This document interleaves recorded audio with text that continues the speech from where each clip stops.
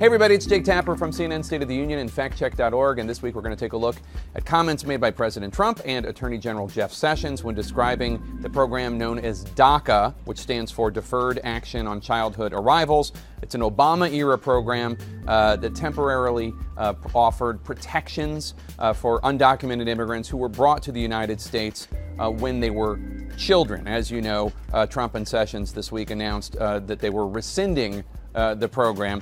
Take a listen to how they described it. Let's start with Attorney General Sessions. The DACA program was implemented in 2012 and essentially provided a legal status for recipients for a renewable 2-year term, work authorization, and other benefits, including participation in the Social Security program to 800,000 mostly adult illegal aliens. And President Trump made a similar point when talking during a meeting on tax reform. I have a great heart for the folks we're talking about, a great love for them. And people think in terms of children, but they're really young adults. So, is that true, what President Trump and Attorney General Sessions are saying, how they're describing recipients of DACA? Is it true that the recipients are, as Trump said, really young adults, or as Sessions said, quote, 800,000 mostly adult illegal aliens? Yes, that is true.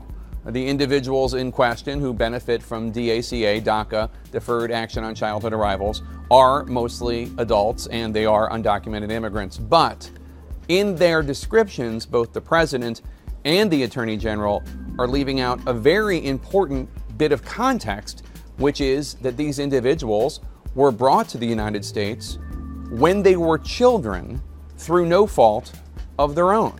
DACA, which is now in its 5th year, is open to those who are at least 15 years old and no more than 31 years old as of June 15, 2012. To be eligible for DACA, individuals had to prove that they were under the age of 16 when they arrived in the United States and that they had been living in the U.S. continuously since June 15, 2007.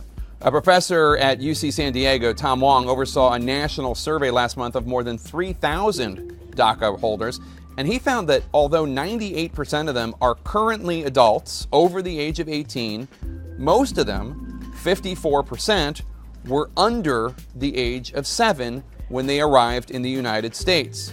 In fact, the average age of a DACA recipient when coming to the United States was 6.5. So here's the bottom line. The comments by President Trump and Attorney General Sessions when describing the recipients of DACA are technically true. They are mostly adults, but they leave out such an important part of the context of who these individuals are, that they were brought here as children, that we are judging those statements to be misleading. A reminder to all you politicians out there, you are perfectly entitled to your own opinions, not to your own facts. I'm Jake Tapper for CNN State of the Union and factcheck.org.